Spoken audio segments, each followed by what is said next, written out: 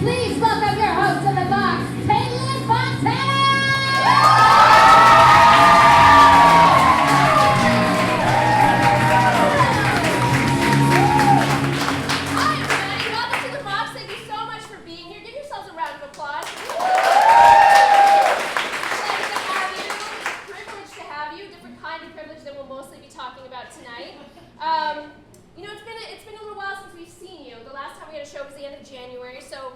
Black History Month happened in between, and this is Women's History Month, supposedly, today being the last day of that month, but I just want everybody here to feel okay because White Privilege Month starts tomorrow and it lasts 12 months, so everything's gonna be fine.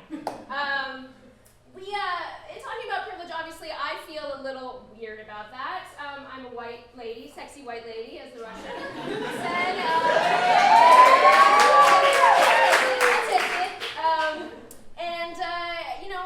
My main thing with this show is I want it always to be a dialogue between me and my writers and the audience and everybody. So I'm not going to say a lot tonight about my own privilege except when cornered and made to feel very vulnerable and fragile about it, which is what white people do. So I thought tonight, first of all, I want to take a little poll. Who here feels like at some point in their life they've benefited from privilege? Just a little show of hands. Yeah. Okay, great. So we're good. We're comfortable with that. Some of us didn't raise our hands, and that's fine. What I'd like to do, you may have noticed there's a paper on your desk in front of you, or it was on your seat. This is a game we're going to play throughout the show called White Privilege Bingo. And how this works is, there's other kinds of privilege on there as well, but like many things, we claimed it, and it's called White Privilege Bingo. Periodically throughout the show, I'm just going to pull something out of the glass, and if you feel like this is a privilege that you've benefited from at some point in your life, you can cross that out. And if at any point during the show you've crossed out everything, then you get a bingo, and you can shout that out. Please don't shout during sketches, that's just rude. But otherwise, you can shout out, and we'll give you a prize. So keep your eyes and ears peeled for your own privilege. It's very important to be aware. Let's start right now, shall we? Let's see what we got here. I will never be called a credit to my race if I succeed. If that's something you've had in your life, that you will never be called a credit to your race if you succeed, please go ahead and check off that square. Don't be shy, acknowledge your privilege. Acknowledge your privilege. We'll be doing this throughout the night. So, ladies and gentlemen, like I said, privilege is something that a lot of us are uncomfortable talking about. So tonight, I thought the best way for us to handle this is to hear from many different sources, to hear how many different people have benefited from or suffered in the wake of privilege. So I thought for our rant tonight we'd do something a little different. I'd like to invite the writing staff of the box up tonight.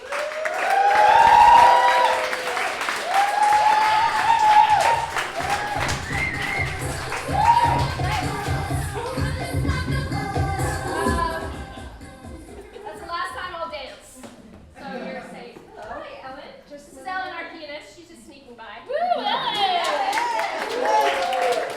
We'll hear from Ellen later. All right, so I thought it would be nice to hear the different experiences with privilege that these fine people have had on the stage, and some of our writers couldn't be here tonight, so other writers will be reading on their behalf. Some of them might be funny, some of them might not be funny, but if they're not successful, then everyone is fired. You guys ready? All right, ladies and gentlemen, the box is position paper on privilege. I'm reminded of privilege often, like all the times that people spoke to my parents or myself in slow, loud, elementary, insulting words because they assumed we didn't speak English. Or like the fact that because I'm bi, I can choose to hide behind heteronormativity if I want to. I'm going to be reading for John Terry, who couldn't be here tonight. I'm reminded of my straight privilege when people rightfully assume that someone I'm dating is of the opposite sex, and I'm not put on the spot to explain my sexuality to anyone. I present like a woman, and I'm never put on the spot to have to define my gender for strangers. Although some aspects of my identity are less privileged than others, I still have the privilege of not having to explain who I am to people because my identity fits into one of society's predetermined, non-inclusive boxes. But white privilege means that when I, as an African American woman, go on a job interview to teach African American literature, I'm asked how I plan to deal with the fact that my teaching African American literature will cause the white guilt in predominantly white student body. White privilege is white students being more comfortable learning African American literature from white people, thus actually making it more difficult for African Americans to get hired to teach African American literature. Not only do African American scholars have to earn credentials necessary to teach on the college level, but we also have to prove that we can gently handle the fragile white psyche at the same damn time. I'm reading on behalf of Megan Baker. I'm reminded of privilege often, like the time I stood on the train platform at 11 on a Sunday morning wearing gym clothes and an LL Bean jacket, and some guy kept walking back and forth past me, looking me up and down, before finally turning his head as he walked away to verbally slime something at me, like we were at that old Nickelodeon game show, Figure It Out. And the secret action is having lady parts. I had my headphones in so I couldn't hear what it was, but I didn't have to suddenly feel like my body didn't belong to me. And Summer Sanders wasn't even there. Or like the time I worked at the school supply distribution center from 4 a.m. to 1 p.m. 6 days a week over the summer between my freshman and sophomore years of college and complained to all my friends about how horrible it was and how much I hated it and how awful all the managers were, knowing full well that I'd be pocketing the spending money before school started while a middle-aged woman missing most of her front teeth would be on the assembly line for the rest of the year, provided they had enough orders to sustain the company for that long. Like the time I teased my coworker that she might be pregnant, not realizing she was having a panic attack over the possibility. Because as a lesbian, I've never had to worry about an unplanned pregnancy and have no idea how stressful that can be, thank God. Or like how every time a new person starts at my job, I have to explain how it's possible to be married, but not to a man. I'm reading on behalf of Layla Ben Abdallah, who couldn't be here tonight. Like that time in middle school, right after 9/11, when I was getting called Layla bin Laden, but the darker-skinned Arab kids and Muslim girls who wore hijab were getting physically attacked and having their houses vandalized. I'm a light-skinned Arab, so I got a pass because the bullies who were tormenting my friends saw a bit of themselves in me, and so left me alone for the most part. Except during Ramadan, when it was collateral bullying because I would hang out with the other Muslim students, and honestly, we were probably asking for it because we would wear big signs around our necks saying, "Muslim kids over here, come bully us." Oh wait, now that I remember it, we weren't asking for shit.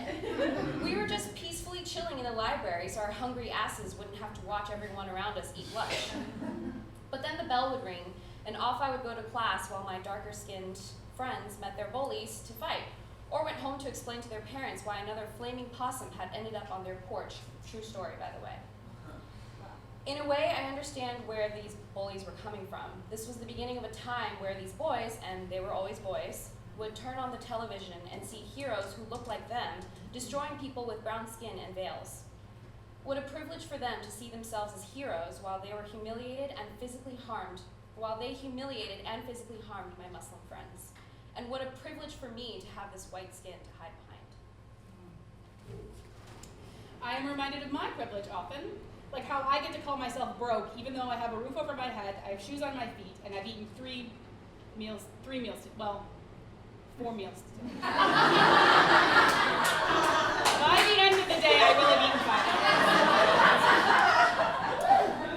5. Or like how all of my white friends like to unfollow their racist friends from high school on Facebook. Cool. You know who doesn't get to unfollow racism? Anyone who isn't white.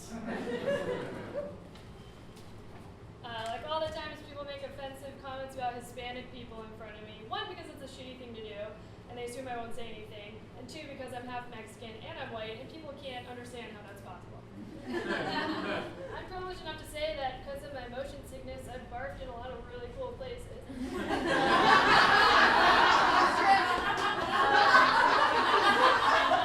barfed in a car in Italy, a boat in Mexico, it was a snorkeling trip, a ferry to Nantucket, and a Chinatown restaurant basement, but I don't want to talk about that. I'm reminded of my privilege often.